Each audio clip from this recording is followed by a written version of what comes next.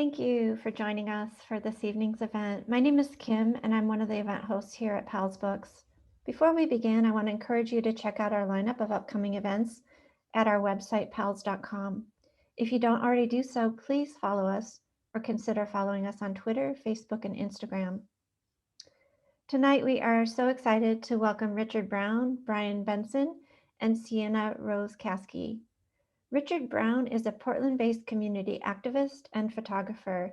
He works tirelessly to empower Black people and to bridge the gap between the police and the Black community. Brown's new book, This Is Not For You, brings readers with him into the streets with fellow activists, into squad cars with rank and file, and to regular meetings with mayors and police chiefs. There are very few people doing this kind of work that Brown has done, and that, as he sees it, is a big problem. This Is Not For You finds Brown approaching his 80th birthday and reflecting on life. As he recalls his childhood in 1940s Harlem, his radicalization in the newly desegregated Air Force, and his decades of activism in one of America's whitest cities, he questions how much longer he'll do this work, and he wonders who, if anyone, will take his place. Brown's memoir is a book about how and why to become an engaged activist citizen and how activists can stay grounded no matter how deeply they immerse themselves in the work. It also offers an intimate firsthand look at policing, what policing is and could be, how civilians can have a say, and how police can and should be responsive to and inclusive of civilian voices. This Is Not For You speaks on every page about being Black in America, about Black pride, Black history, art, and culture, and the experience of resisting white supremacy. It also stands as a much-needed counter-narrative to Portlandia, telling a different story about the city and who has shaped it. Joining Brown in conversation this evening is co-author Brian Benson. Benson is the author of Going Somewhere, A Bicycle Journey Across America. Originally from Wisconsin, Brian now lives here in Portland, where he teaches at the Attic Institute. Moderating tonight's conversation between Richard and Brian is Sienna Rose Kaske. Kaske is a graduating senior at Oregon State University, where she majors in ethnic studies and writing while working as the George P. Griffiths publishing intern at OSU Press. She's a transformative justice practitioner, organizer, and writer. Her current work is focused on building anti-racist curriculum university-wide and advocating and developing resources for undocumented students, DACA recipients, and students with mixed status families at OSU. This evening's event will include an audience Q&A. Please use the Q&A button at the bottom of your screen if you'd like to ask a question. As well, if somebody has typed a question you'd like to know the answer to, you can upvote that question by clicking on the thumbs up button. Most importantly, please consider supporting Richard and Powell's by purchasing a copy of his new book. A link to This Is Not For You will be shared in the chat this evening. Richard, Brian, Sienna, it's such a pleasure to welcome you, and thank you so much for joining us tonight. Thank you so much, Kim. And thank you so much, Powell's, for hosting this event tonight. And thank you to OSU Press. But most of all, thank you, Richard and Brian, for being here tonight. I love being in conversation with you, and I'm excited for this night to begin. So thank you. I wanted to thank you too, Sienna, for being here and moderating tonight. And before we get started on talking about Mr. Brown's book, I wanted to say I'm just learning recently about Sienna's work. But Sienna has been doing, well, we heard a lot in the bio, but also a really great column called Mapping Mycelium that highlights a bunch of different activists. I know, Sienna, you're based out of Corvallis, but it seems like it's kind of around Oregon and the connections between those activists. And it's just begun. I think there are a few, maybe two or three columns. Oh, there's an introduction, then Angel Harris is my first person that I interviewed. Cool. I've read those two and loved them. And it feels really in the spirit of what Mr. Brown's going to be talking about tonight, and that it's all about collaboration and making connections between activists. So yeah, I'm assuming you're going to paste it into the chat, and I assume you'd also be up for talking about Q&A or talk about it during Q&A if people have questions. I also just want to thank everybody at OSU Press. Thank Kenya Anderson for the beautiful cover that she designed. Thank Powell's again for having us.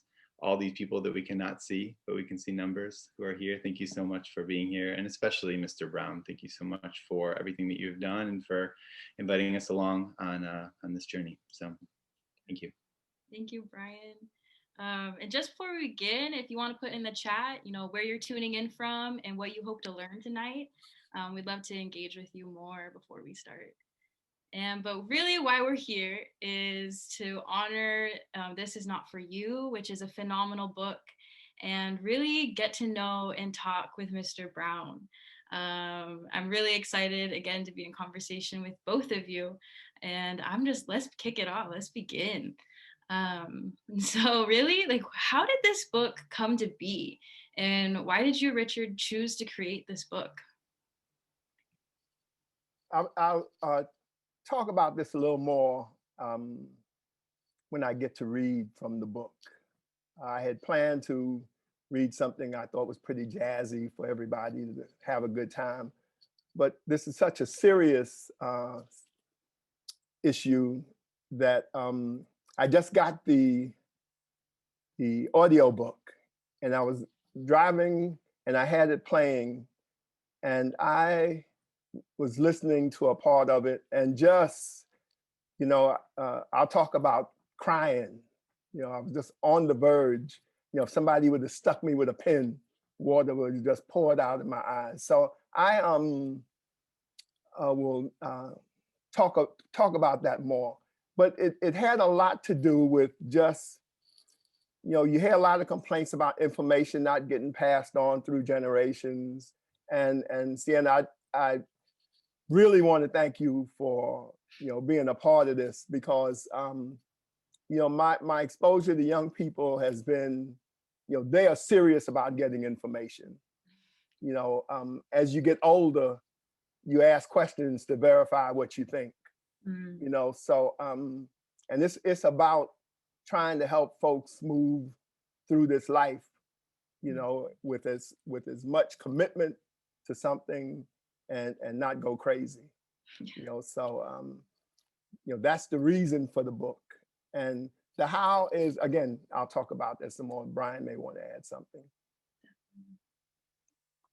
Brian, you have anything to add on how this book came to be a little bit? I guess I could just say the way that we came to, I won't say too much about it either, because I know Mr. Brown's going to read about it, but we were introduced by a mutual friend.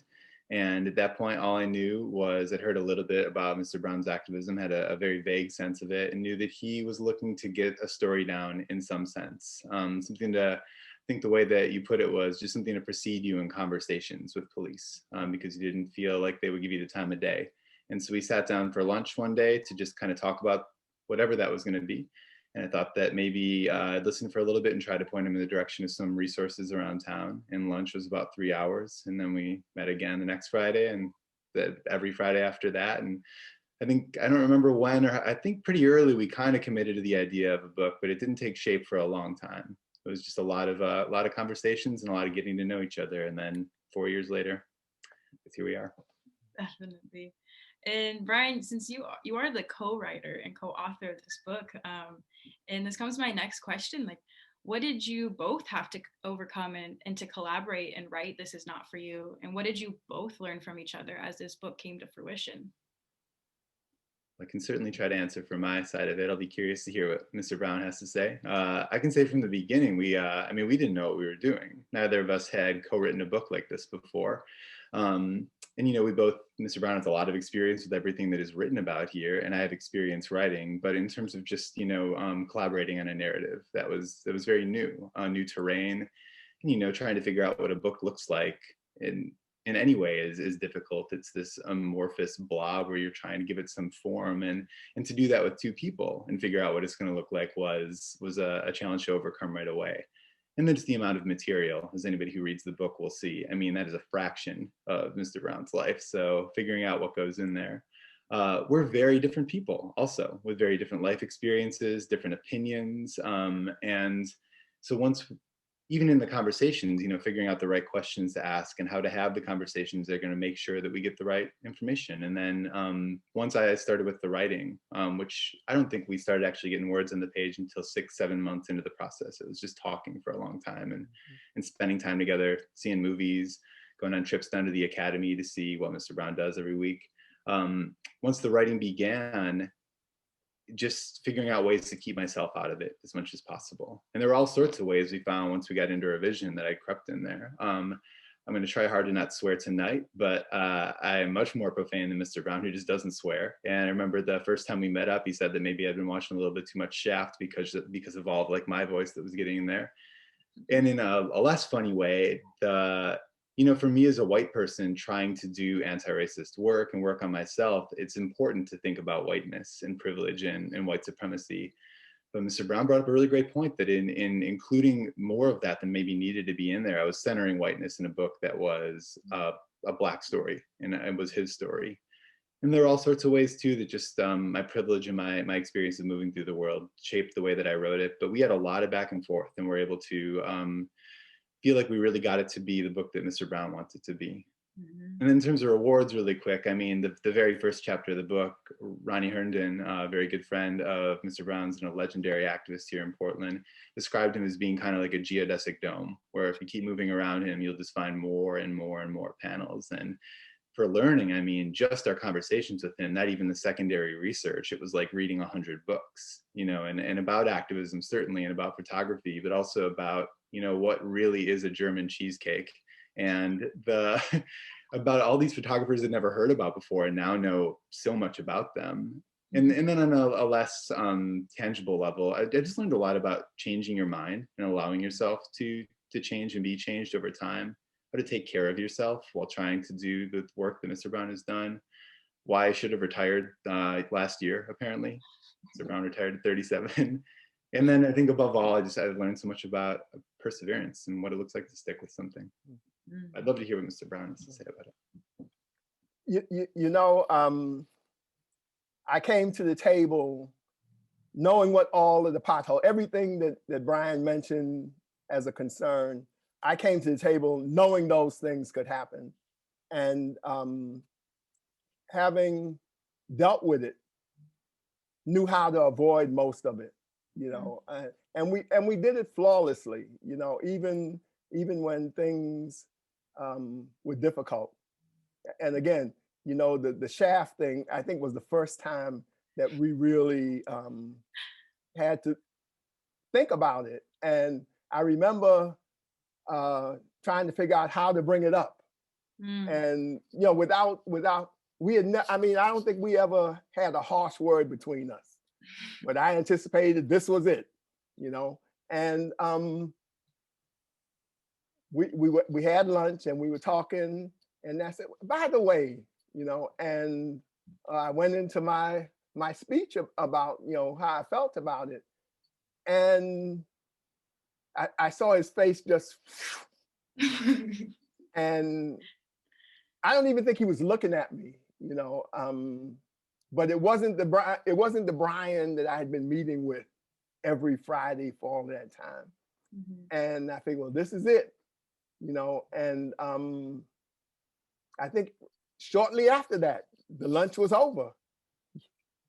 And I went home trying to figure out what I could do, to break this ice. And he called me and recognized what the issue was, So I think that because, again, involving other people in the things that I do, it's real important to figure out how to get along and to know how to do it before something happens, So being prepared was the thing for me, just coming in and knowing this can get dicey, and we had become good friends. So now I don't want to ruin that.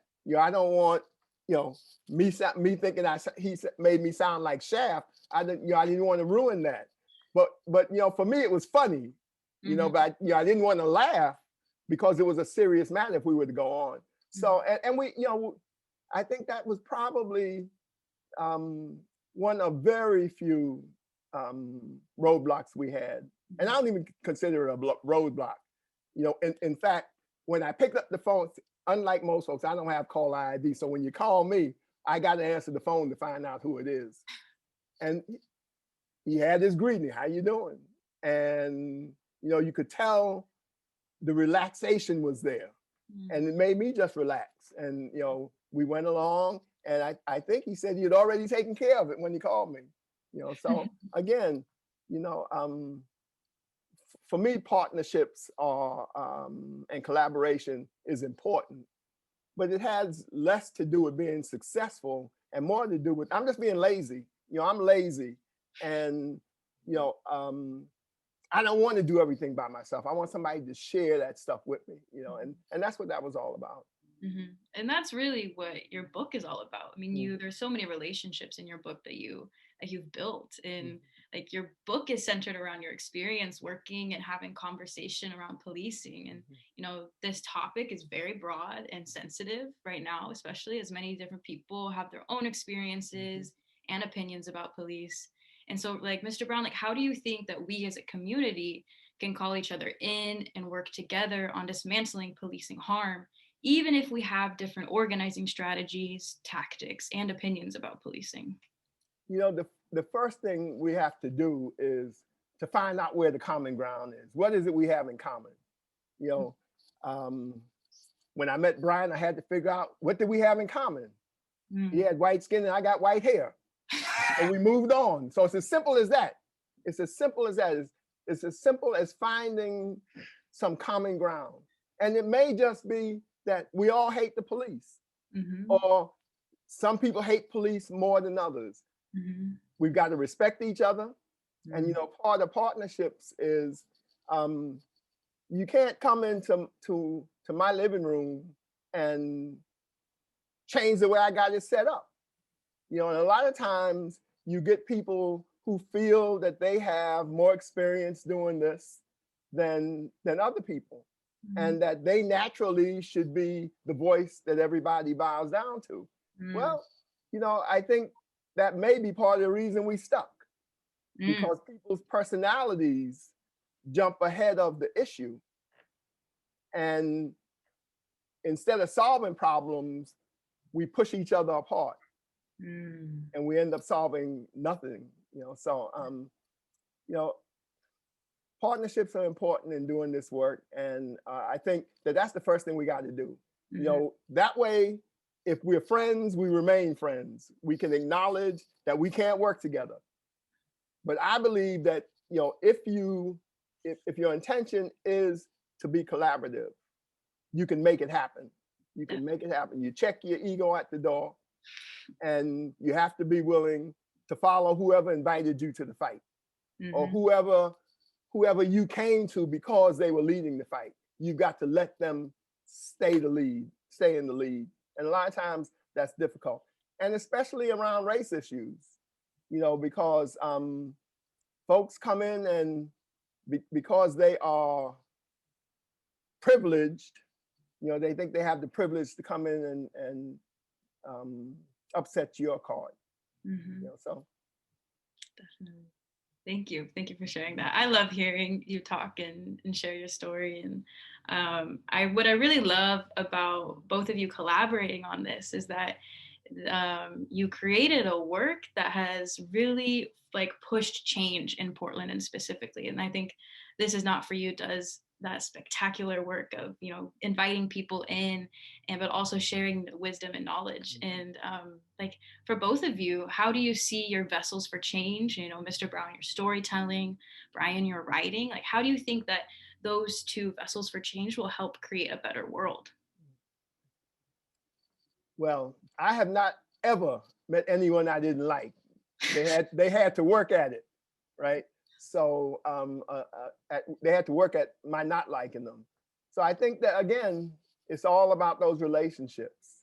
You know, you got to be able to disagree and decide, well, maybe we're going to leave that part out of whatever we're doing, you know, and do it the way you're doing. I like to tell the stories. You know, you know, if people wouldn't turn me in, I'd look in the mirror and tell stories. You know, I like, and the great thing about sitting down with Brian and doing this book was I got to relive all of that old stuff, you know, and some of it was great, but some of it was hard.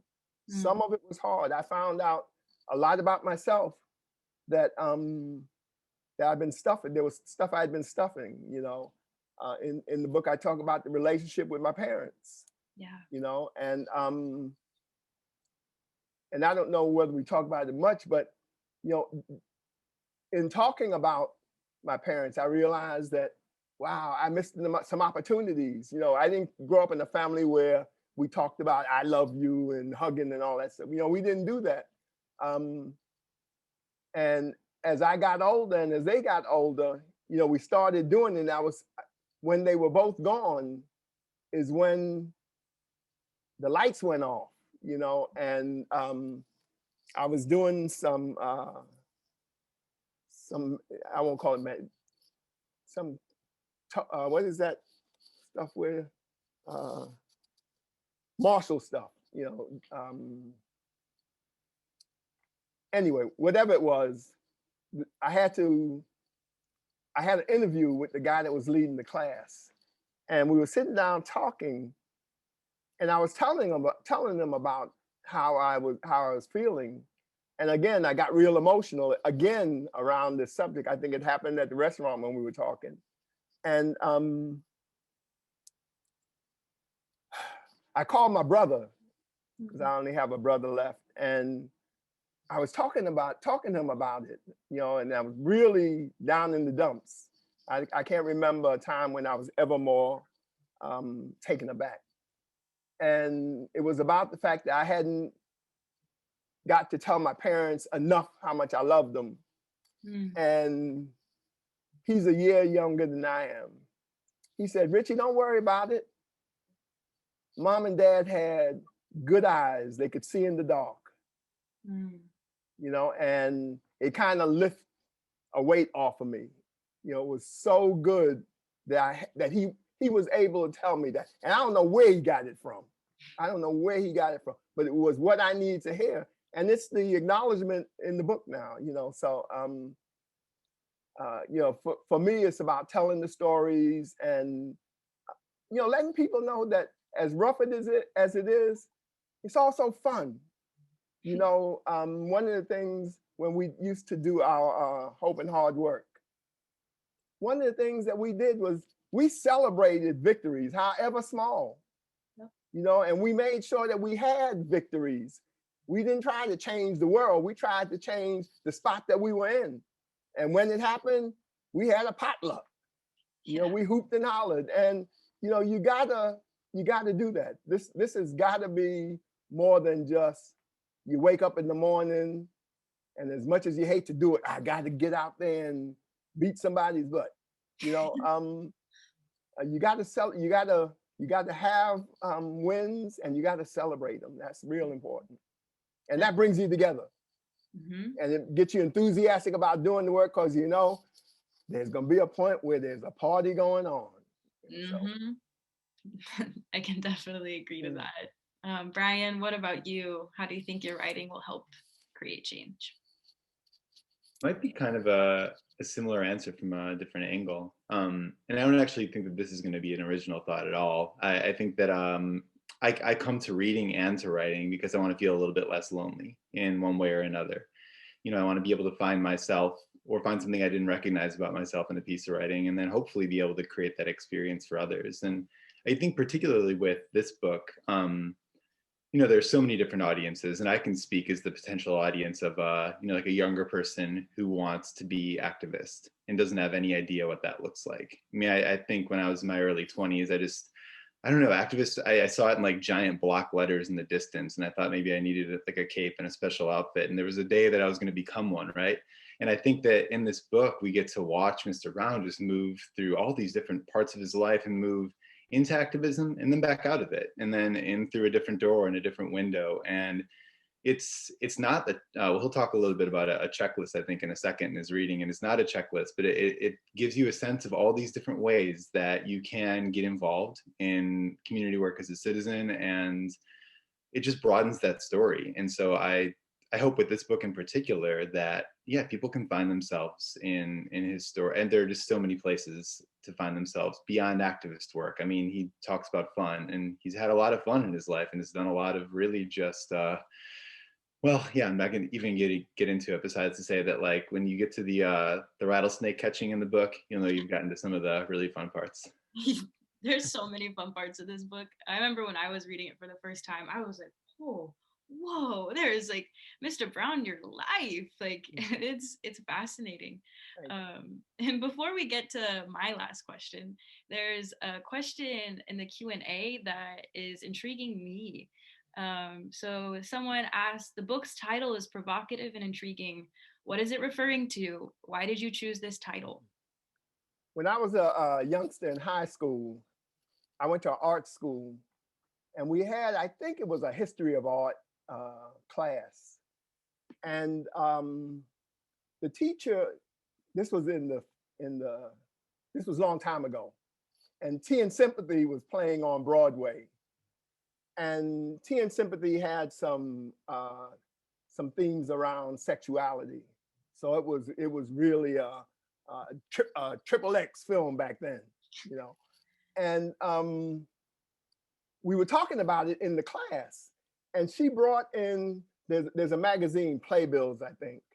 And in the magazine, they had, the play was written in the magazine, just like it was performed, with the name of the actor and what they had to say.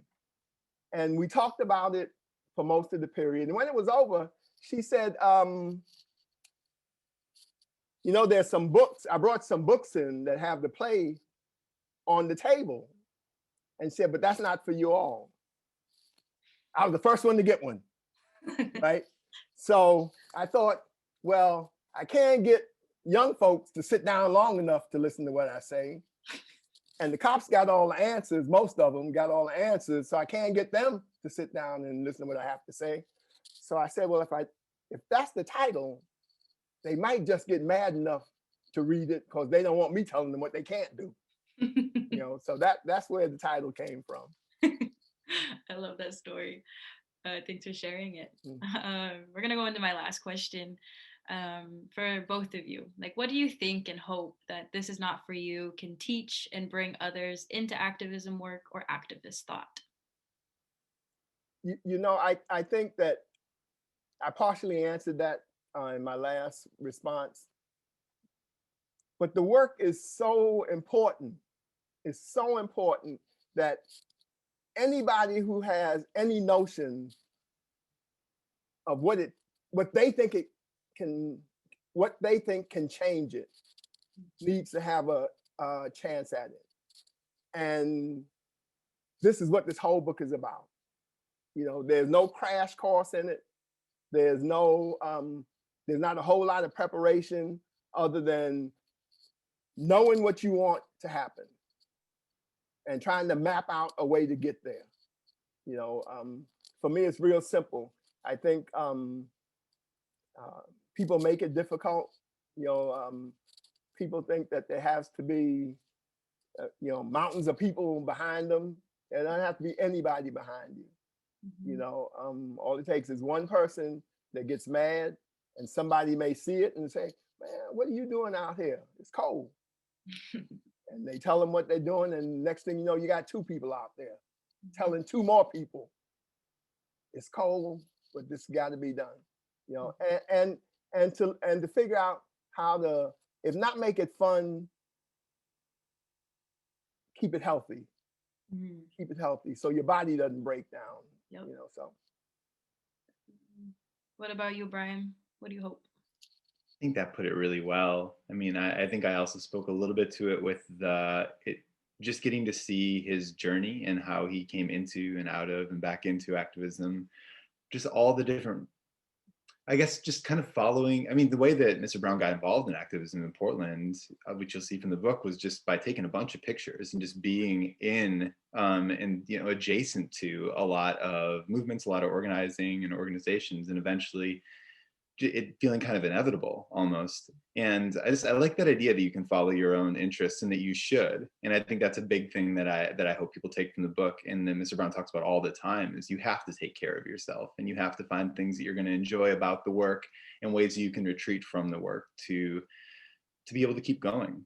And I think just outside of the general conversation about activism, also just Portland. You know, I think that we've been having in this city more and more of a conversation over the last decade, maybe, about the history of this city and about what the dominant narrative of Portlandia does not tell. And I came into my collaboration with Mr. Brown thinking that I'd done some good reading on that and had a solid sense of the city, and just learned so much. And I hope that people can, especially Portlanders, pick this book up, and actually anybody anywhere, you know, just as a reminder that there are so many layers of history, and that certain layers get buried for particular reasons. So I hope people can find a lot there. Thank you for that. Mr. Brown, would you like to read something? I would. This is the forward to the book. And let me just read. Like, sometimes I get emotional and can't control it, so bear with me. It's hard to say exactly when this book began, but if I had to choose a moment, I think I'd point to the day 4 or 5 years ago when a teenager who just seen me give a speech to families of new police, a speech that talks about cops' work and their well-being, and their responsibility to take care of themselves so they can do right by us civilians, came up to me and asked, "How do I do what you do?" I don't remember what I said. All I know is I don't think I answered his question. I couldn't, and that bothered me. It bothered me because I love that that boy had asked what he asked. And I wanted nothing more than to help him learn to walk the path I've walked. And I just didn't know how to. My first thought when I sat down to think about this was, I probably should make a checklist, a how-to, a activism for dummies. I figured, thanks to 20 years of military training, that I ought to create something sort of structured learning. But when I tried to do that, I couldn't make it work. I couldn't fit my life into check boxes. So before long, I scrapped the how-to and started thinking bigger. For years, people who knew me, especially Ava Gordley, have been saying I ought to write a book. Whenever I told them my stories about my life, and I did often, they'd say, "Richard, you really ought to write that down." Well, I'd always taken that as mere flattery. And anyway, I was no writer, never had been. But the more I thought about a book, the more I liked the idea. And so I decided that I'd try and find a writer, find someone who'd help me write whatever it is I needed to write. I looked for a while, asked around, brought up my plans as often as I could. And finally, after about a year, a conversation I was having brought Brian into my life. At that point, all I knew about Brian was that he was a writer and he worked with other writers. I invited him to lunch. On a Friday in January, we met up at a Jordanian restaurant and we talked. For 3 hours, we talked. I don't think either of us knew it yet, but on that day, at that table, a journey and a friendship began. We met again the next Friday, and the next, and so on. I'd talk, and Brian would listen and ask questions. And though some of his questions felt more like, way more than what was needed for the thing I thought I wanted to write, I liked answering them. In doing so, I got to sort of relive my life. The more I did this, the more I came to see how my past shaped what I'd done and who I'd become. And at some point, it became clear to me that I couldn't just write down a how-to, I couldn't just write a how-to or a checklist, because that wasn't how I learned. I learned from listening to others, from seeing what they'd done and making my own meanings. And I wanted to give other people like that teenager, a chance to do the same. So I wrote this book, a memoir. I wrote this memoir because I want to answer that teenager's question. I wrote it because I want to show him and anyone else who cares to listen what it looks like when a person decides something is important and decides to do something about it and keep on doing something. I wrote it because activism, especially activism around police, and especially activism around the rift between police and the Black community, is slow, painful, mostly thankless, and it's difficult to get folks to want to sign up. And the only way I've ever succeeded in doing so is by telling stories about the work I do. Stories about the things I've learned and gained from it. Stories like the one you're about to read. I wasn't born an activist, not even close. I was a loudmouth kid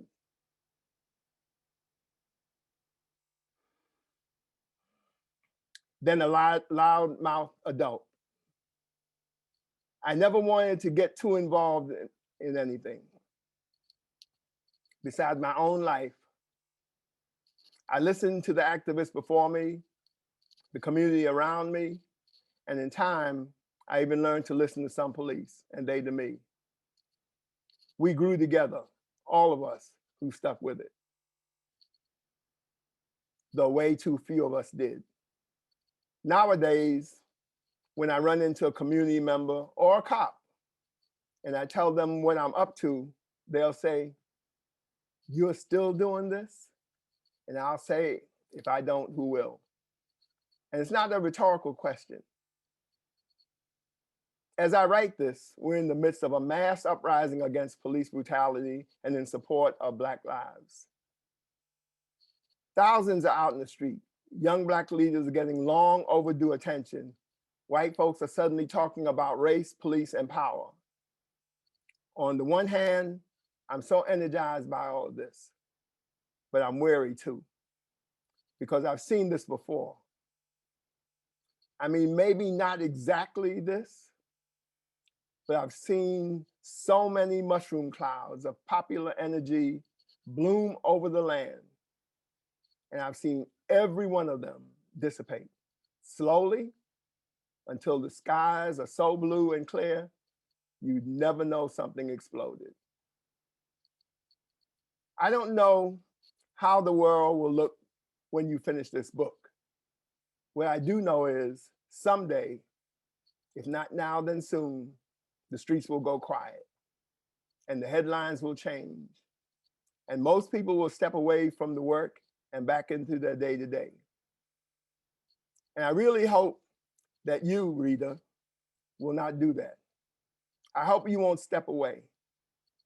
If you want lasting change for Black folks, we need legions of us doing the work, day after day after day, even especially when the work isn't making headlines. I won't lie. Sticking to the work isn't easy. It is life and death crucial, but it's not easy. You can often feel overwhelming and lonely. Can feel like walking through a dark tunnel with no light in sight. I'll tell you this, you can make your own light and you'll need to. I've made my own light, mostly by finding all sorts of things to be passionate about. I've made light by taking pictures, a few dozen of which you'll see scattered throughout this book. I've made it by building relationships with young people and helping them and hoping through them. I've made it by turning my life into a story I enjoy telling, and then telling it and telling it and telling. No matter who you are, I ask you this: please hear my story. Please try to suspend your judgment and let go of whatever you think you know and come in ready to listen and grow. Please read this book and take all you can from it. Please use it to make your own how-to. Please know that I told this truthfully as best I could. I got a good memory, but I'm 82 years old.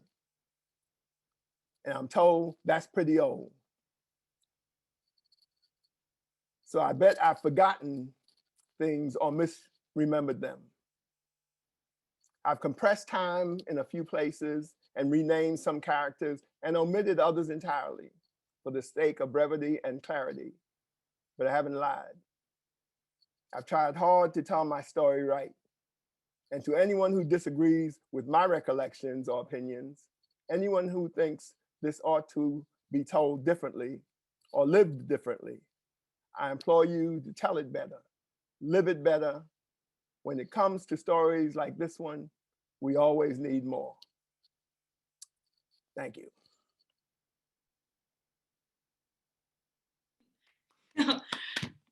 Thank you so much, Mr. Brown, for reading. Wherever you are, I hope you're clapping in your living room or wherever you're tuning in from. Thank you so much, Mr. Brown, for sharing your words and being here tonight. Brian, thank you. And now we're gonna hop into some Q&A. So if you have any questions that you wanna ask these two phenomenal people, put them in the Q&A and I'll sort through them. And yes, in the chat, that was beautiful. Thank you. Yes, it was truly beautiful. Okay, we got some good questions coming in, and there's one that I am really interested in as well. Mr. Brown, does the teenager know you wrote this book? No. And I don't even know who he was. A family member had graduated from the police academy, and he came up from California for the graduation. And he just came up to me, and I thought he wanted to be a cop. So I was prepared to tell him, I don't know, because I haven't been a cop. But he said, no, I don't want to be a cop. I want to do exactly what you do. And I was flabbergasted. I didn't know what to tell him. So I don't know how I would even find out his name. But if I could, I would send him a book. Yeah. I would send him a book. So. Definitely. There's also some love, just a true pleasure to listen, see, and honor Richard's wonderful photography. Yes. Yeah, I think Kim from Powell's put in his website. Please check it out. Yes, his photography is beautiful. And there's also images in the book as well. Yeah. So there's a question from Susan. Will you also talk about the effort to clean up the Columbia Slough? You were involved before there was a beginning of the formal effort. It was an early government response to environmental investigations and cleanup. Mm-hmm. Certainly. Again, I don't remember the year, but Don Francis, he was an activist, and he started the Willamette River Keepers. And I guess we were talking about the Columbia Slough and how dirty it was, and how efforts to get the city to respond to it were going nowhere. So we got together and decided that, they have signs. They had signs up, and I don't remember what the signs said, but they didn't address the issue. So we had signs made and replaced all of the government signs. And we also went to, the Columbia Slough was used for subsistence fishing. And a lot of Asians were there, and a lot of Black folks were there, and even met a couple from Denver that had moved here, and they were making a living catching, I think, jackfish, some fish that eats the younger fish. And there was a bounty on them. And we went, we'd go down to the slough and we talked to these folks. And then we produced a pamphlet that we took to the Asian markets and put them in there. And when I did it, I thought that people will understand, and it won't be a big thing for them to kind of change their habits. And there's a little store right before you get to I-5 on Killingsworth on the corner, across from PCC. And I went in there and I was talking to the mother about it. She was running the store. And I was talking about, they shouldn't eat the fish out of there, especially after the sewage system fails. And her little son came out the back, running out the back. He said, well, if we can't fish there, what are we going to eat? And I didn't realize how dependent some folks were on this. So that was an eye opener for me, and we put the signs out there anyway, and the city came out and took them down.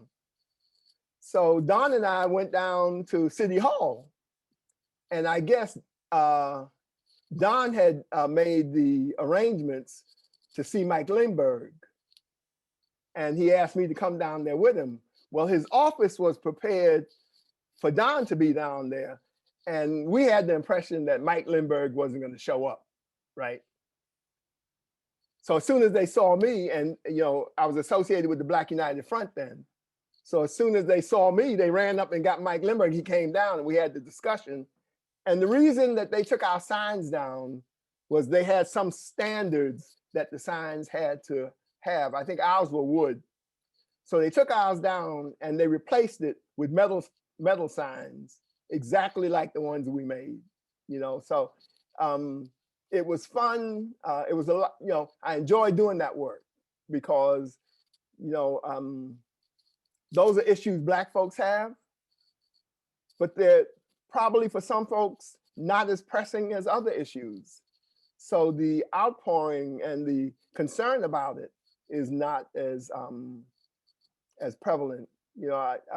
I was involved with a group of people that were doing a film on the slough, and I wanted them. They were going to set out monitors, air monitors, and I wanted them to go to Harriet Tubman and get the youngsters involved there. And that never happened. Again, folks know what they want to do, and if they don't want to do what you want them to do, you just have to kind of back off. So I wasn't real happy with it, because for me, if you want people to get on that bandwagon, you got to involve them. The Willamette River Keepers, I was involved with them. Don invited me on there. And again, the environmental movement in most places is mostly white, and they had this canoe thing that they did once a year up and down the Willamette. Well, the only way the black community would get to see it if they were at the park at the end of the trip going up the river, because they're not coming downtown to this celebration. So I thought, well, why don't you start up there, so Black folks could be involved? Or if the currents are too strong, put your canoes on the back of a boat and drive on the back of a car and drive up MLK, but get people involved with it. And, there was no reception, they weren't very happy about doing that either. So, I did a few more things, but it just became another one of those things that I did. One of the things that we got involved in was trying to find out what the environment was doing to folks in our community. And we found out that there was no medical data that showed we were being adversely affected by it, So, that was good. We use hospital records to try to get there. So I don't know if we should have done something else. And I was involved with quite a few things around the city. And there was a conference before the big conference they had in Brazil on the environment. So we went to that. And again, white people dominated, and it was their issues. that were in the forefront. And in the book, you'll read about it. But the folks, the NGOs were having a meeting in a celebration. It wasn't even a meeting, a celebration, tea and crumpets and champagne and cheese. And nobody from our group was invited. So there was a liaison person from the UN folks that came to invite us, but she only had one ticket. Mm-hmm. So there were a lot of people that would have went. So what we ended up doing was getting her tickets and taking it to Pronto Print and reproducing a bunch of them. And we stormed the gates of the UN. Mm-hmm. And I had the real ticket, so I went right up to the gate, and everybody else just waved theirs. And we went through, and after we drank their champagne and ate their crumpets, we locked the doors and let them know that we had some issues that we wanted to have addressed. Mm-hmm. So again, you pick your battles, and for me, it was I didn't see how it was more important than the relationship with police, than the relationship that we were having with the school district, that the relationship we were having with people who provide jobs for folks in the community, who don't provide jobs for people in the community. So again, it's one of those things, you get involved, you assess, and you decide to stay or you move on. Mm-hmm, definitely. Thanks for sharing that. We have so many questions coming in. There's two questions that are similar, and they want to know, how did your photography support your activism, and how did your art also connect with your activism over the years? Well, I've always been an artist. Photography was something, I went to school for photography.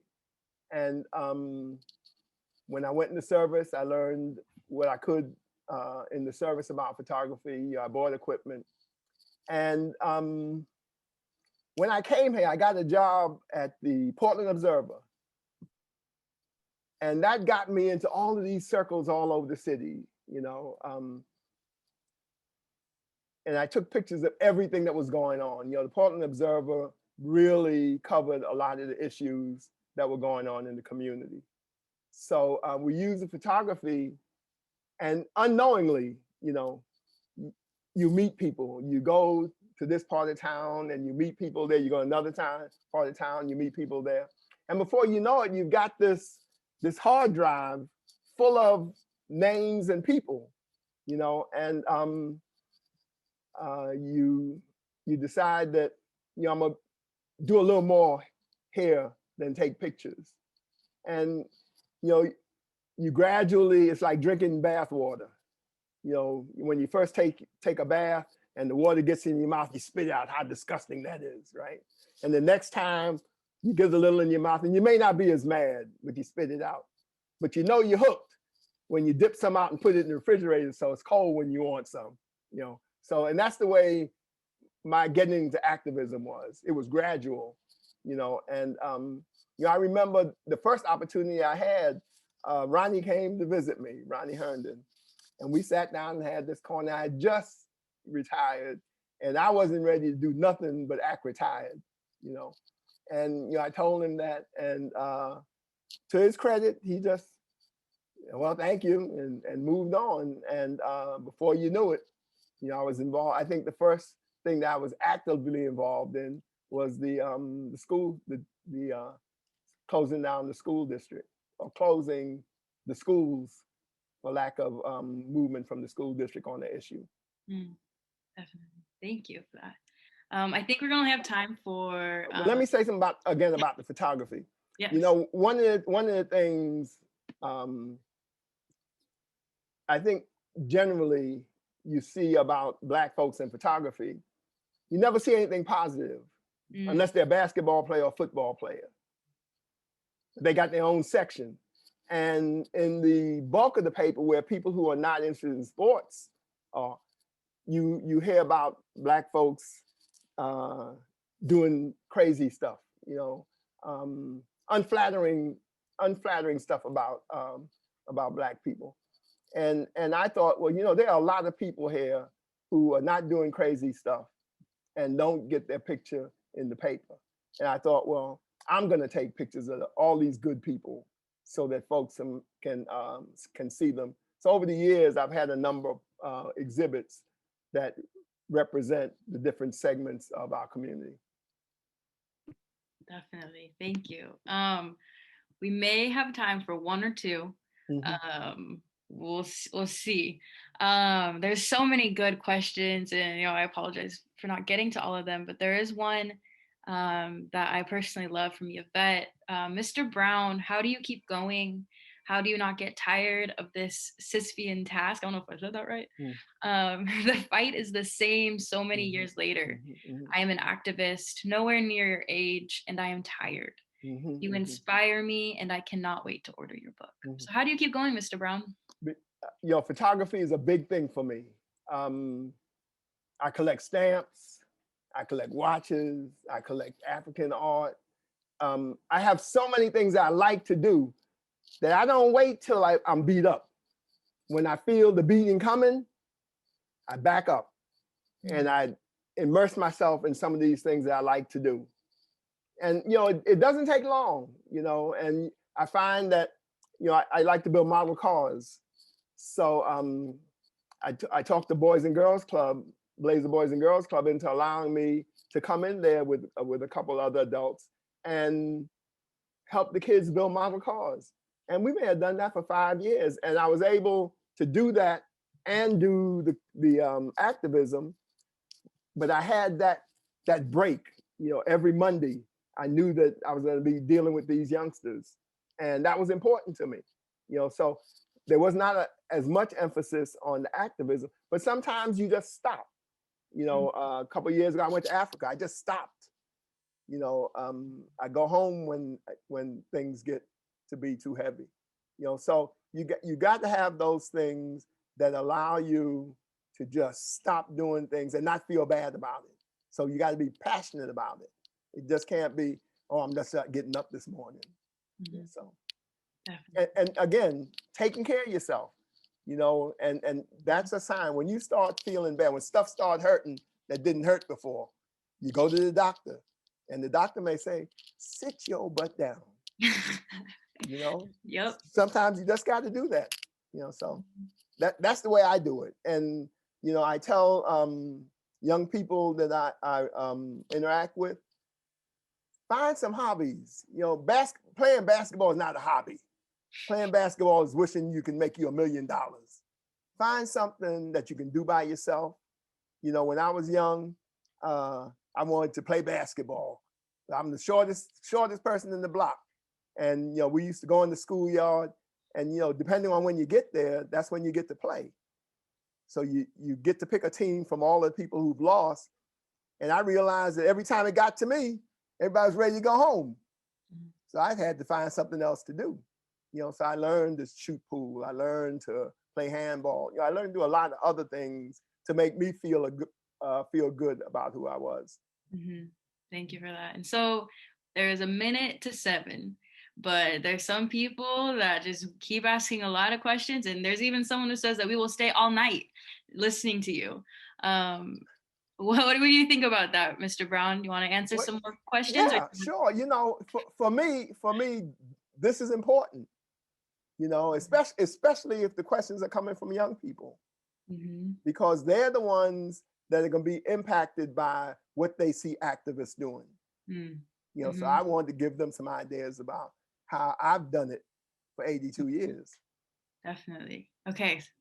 Brian, you good with that for a little bit? Kim, we good with that? Okay. Great. Cool. Okay. We'll do a little bit more. Okay.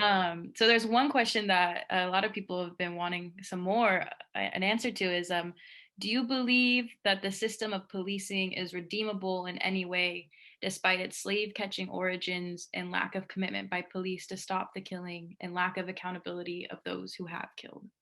Well, it's got to be changed. As it is now, it's got some canyons that you can fall in. So it's got to be changed. I cannot imagine a society without police. And for me, it's about how they police. The issue is not whether we have police or not. it's how and what the job of police are. You know, we've allowed police to take over everything. We've allowed police to do things that they're not even trained to do. You know, so I think that, you know, I cannot imagine a society without police. You know, so I think that we've got to figure out how to make it work. You know, and you know, I think today, unlike 10 years ago, there are police out there now, more police out there that believe something's got to change. You know, there's still some of them that are stuck. You know, there's still some, as old Mr. Biden would say, Neanderthals out there. You know, and you know, when I was young and started this work, you know, I was passionate about it, and the old folks would tell me, Richard, slow down, they're gonna die. You know, but they live a long time. The bad ones live a long time, and they impact the young ones. So now you got to fool with the old ones until they die, and then you got to start to figure out how to get these youngsters to change before they get old and die. You know, because they do a lot of hurt. You know, there have been policemen that do a lot of hurt. And, you know, in Oregon, we think that none of that stuff happens here. It's just somewhere else. You know, but I realize that everywhere you go and bring up the police, maybe major cities like New York, Chicago, maybe those places are different. But most places you go, oh, that doesn't happen here. That only happens in New York, in California. You know, the same stuff that happens in New York and California happens here. So, and people are beginning to realize that. I would agree with that. So there's another question from Caitlin. There's a lot of talk these days about polarization. You mentioned finding common ground as an important step in making change. How do you find common ground with people who disagree with you? Is there a point at which finding common ground becomes counterproductive? If that's the way you feel about it, fine. You know, if it doesn't work for you and you got a better idea, see, that's just the way I approach it. If so, and like I say, I would never tell anybody, don't do it your way. You know, even though I may have some experience, you know, I may be able to tell you that if you ride too long on that flat tire, it's gonna come off the wheel. You know, but some people, it's gonna be all right. You know, all right, okay. And the one thing that I really like to do is when I reach that kind of person, when it finally comes off, I say, hey, I told you so. So, you know, I don't think trying is something that you shouldn't do. If it doesn't work, it doesn't work. But if you are on opposite ends of a yardstick, you got to figure out how to move towards 16, 18. You know, that's the only way you're going to solve these problems. And, you know, a good example is with police. If the first thing you do is say you're wrong, that stops the conversation, because the police are going to bear down and you're going to be more adamant about how you feel. You know, so we've got to try to if we're sincere about making change, if all we want to do is yell, you know, and you know, there's a place for that. You know, because if you're yelling over here and you got somebody over here that's talking about what you're yelling about, then you got two people at opposite ends of the spectrum having the same conversation, and that'll move people closer together. You know, so you know, you need to think about what you want to get out of it, and if it's not worth your effort, then don't do it. You know, or find somebody whose position is closer to the one you're trying to change to mediate. You know, you can build coalitions on the same side of the fence. You know, you don't have to, it's not always about convincing that person, because as you move toward the middle, you may pick up momentum. And now, instead of having one person saying what needs to be said, you've got a multitude of people saying it and probably not talking as loud. Mm-hmm. Definitely. We're gonna go with another question Good. that we might wrap up with, but I would like to hear both of your thoughts on this one, as it pertains to teaching the next generation. This comes from Charlene. I had a 4-year-old boy ask me why white people don't like people whose skin is different than theirs. I'm a Native woman, but I didn't know how to answer that question. How would you answer that question so a 4-year-old could understand? Well, that was a smart 4-year-old. That's not questions that 4-year-old children ask. You know, and I guess the stories, if it was a Native person, she's got stories that answer that question. And youngsters love stories. And if you tell it well enough, then they will answer the question for somebody else. You know, so the answer isn't always having an answer. The answer is trying to move people to where they may come up with the answer. You know, there's enough written about these issues that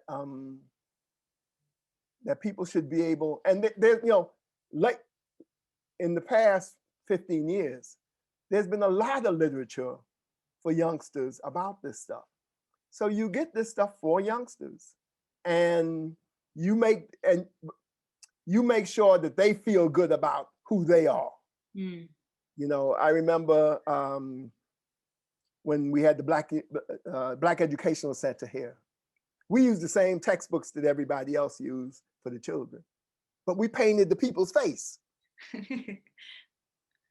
You know, so you know, those are the kinds of things you make that 4-year-old feel good about him or herself, and then they'll figure out what to tell somebody.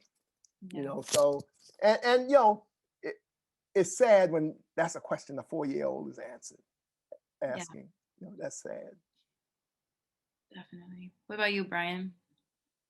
I think I'd first say, can I have a week? And then I'd come back. But, and then I'd pretend right here that I've had the week. And I'm thinking about what Mr. Brown was saying about stories. And I think if that 4-year-old asked me right now, I would say, you know, those people heard some stories that a lot of people, way too many people in this country and in this world hear. And they're bad stories, but they're the ones that we hear the most. And I'd say that, you know, I grew up with those stories. I grew up in a really white town in the middle of Wisconsin. And I didn't have any interaction with almost any people of color, and only had those stories that are just in the air all the time. And I've, you know, begun a process of unlearning those stories and learning some better ones. But I think I would just say to that 4-year-old that, yeah, you know, it seems like you have a good sense of the right stories. And there are a lot of other people who are listening to some really awful ones. And from there, in terms of how to change it, that's where I think I'd need the week for way longer. Definitely. Well, anything else you both want to say? Only that, you know, it's real important for folks to understand that just because you're white don't mean you caused the problem. You know, it didn't start with you. But understand that there was some advantage to your being white. You know, and stop trying to find the negative stuff. I think I support what Brian said. If you teach people good things about people that are not like them, then the bad things they heard will be way back in their hard drive. You know, and you get so much stuff, like I forget stuff. And what I've come to blame it on is I got an old hard drive. You know, it don't have the bytes to support what's going on today. So I forget stuff, you know, and I never clear it out. You know, so when I get new stuff, if it's good stuff, all the bad stuff gets compressed. You know, so when something happens that would normally trigger that bad stuff, it's got all this good stuff it's got to go through before it gets to the bad stuff. You know, so I try to get people to, let me say this. When I got involved with the police, It was around when Tom Potter was the chief. And I realized, I was on the Chiefs Forum, I realized that every time a cop said something, no, you're wrong. No, that's not right. You got it all wrong. And I realized that I was appointed by the mayor. I wasn't representing the mayor very well. I wasn't representing myself very well. And I wasn't representing my community very well. And I made a vow that for as long as we had these meetings, every 2 weeks, I would come in and tell a story about something I saw a policeman doing that was positive. And I thought it would take 2 weeks to find something. But when you look for bad stuff, that's what you find. Every day, cops are out there doing the right thing. And for however long the community policing, until Rosie Sizer took over, most of that time, I was telling a story about something I saw police doing. I mean, to wave into a youngster. You know, my big thing was cops need to have the windows rolled down. How are you gonna hear what's going on outside, right? So every time a cop saw me, blow his horn to show me that his window was down. That's the kind of relationship we established. You know, and when community policing went away, the Neanderthals got the upper hand again. All the folks that didn't want to interact with the community, they were in charge again. You know, there were a lot of cops out there that were doing the right thing, but you know, we don't hear about them. Any lasting words, Brian? I just want to thank both of you. Sienna, I appreciate you being here and fielding all these questions. And Mr. Brown, it's just, I've just been so excited for this day to come, for so many people to get to hear your stories. And yeah, I'm thrilled to be here with the two of you. So just thank you. And again, I love you, man. I appreciate everything you've done to make this happen.